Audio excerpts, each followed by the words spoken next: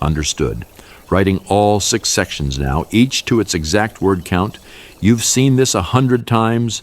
The pony standing at the gate, ears forward, eyes on the path that leads back to the house, not moving, not making a sound. Just there, the way she's been there a dozen times before, on a dozen ordinary afternoons, and the explanation comes quickly, almost without thinking. She's impatient. He's bored. He wants his feed. He's being pushy again. We say these things the way we say anything we've stopped questioning. But the longer you watch a pony wait at a gate, the more you start to suspect the easy answer isn't the real one. Something quieter is happening.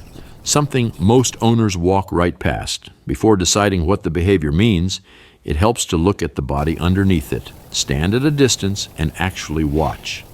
The pony is still. The weight is settled evenly across all 4 legs, not shifted forward in tension. The eye is soft, blinking at a normal pace, not wide or fixed. The ears track sound, swiveling gently, but they don't pin back. The tail hangs quiet. There is no pawing at the ground, no pacing along the fence line, no calling out, no pressing into the gate as if trying to push through it. Compare that for a moment to what real impatience looks like in a horse. The weight rocking from one foreleg to the other, the vocalizing, the fence walking that wears a track into the dirt, the head tossing, the snorting, the constant motion of an animal that genuinely cannot settle. The pony at the gate is doing none of this. The body is relaxed. Only the choice of location is deliberate, and that distinction matters more than it first appears. Most people see the gate as a barrier, something the pony wants to cross, something standing between her and somewhere better. But spend a little time with the idea, and a different picture begins to form. The gate is not a wall she's trying to get past. It is the one place on the entire property where reunion reliably happens. It is where you appear, almost every day, where the halter goes on, where the day begins, and where it ends. Over weeks, months, years, that small patch of ground becomes layered with meaning. Not as an exit, as a coordinate. A specific location on a much larger map marked by the pony as the place where the human shows up. Watch closely and you'll notice she isn't pressing against the gate. She isn't trying to push it open. She's simply near it, standing in a kind of quiet attendance. There is a difference, a real one, between an animal trying to leave and an animal choosing to be found. And it's a pattern you've seen before, even if you didn't name it. The dog who lies down by the front door an hour before you come home. The cat who settles on the windowsill that overlooks the driveway. Bonded animals find the threshold their person uses, and they wait there. Here is the part most owners never quite see. The waiting is not a request. It is something the pony is doing for herself.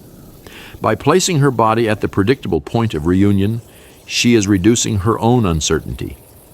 She doesn't need you to appear in that exact moment. She only needs the possibility to remain open in a place she has learned to trust. Each time you do appear there, the pattern gets a little stronger. Each successful reunion at that spot deepens the meaning of standing in it. Over time, the waiting becomes less about anticipating your arrival and more about holding on to a sense of connection while you are gone.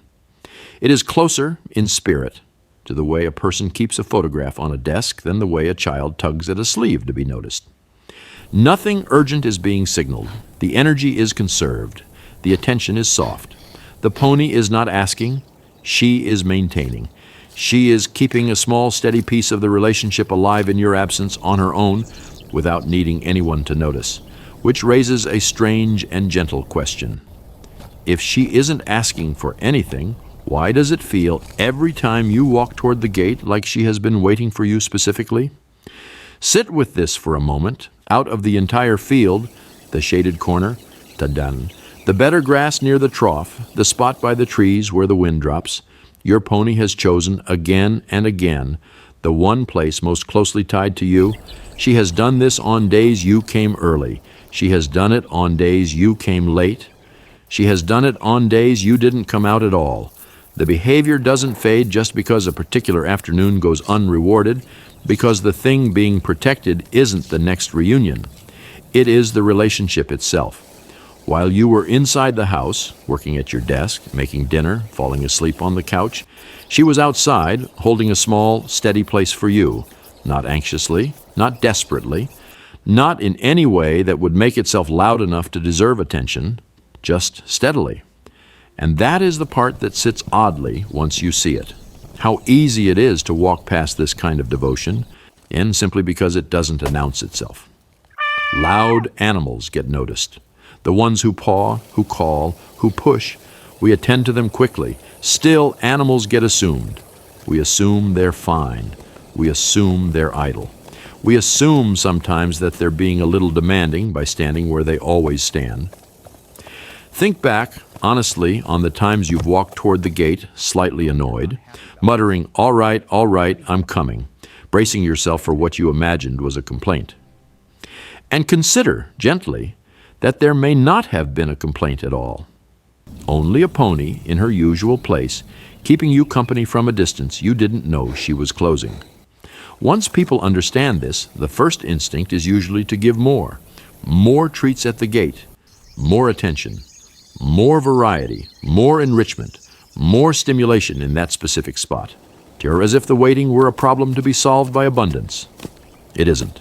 The pony isn't asking for more. She is asking, in the only way she knows how, for the pattern to stay reliable, predictable reunions, a consistent greeting when you arrive, a few quiet seconds of acknowledgement, a hand on the neck, her name spoken softly, before the routine carries on. That is what feeds the ritual, not extras, just steadiness. So the next time you walk toward the gate and see her already there, still, watching, ears soft, try to read it differently than you have before. You are not being demanded of. You are being kept close. And the smallest, steadiest response, the one that costs almost nothing, is quietly the one that means the most.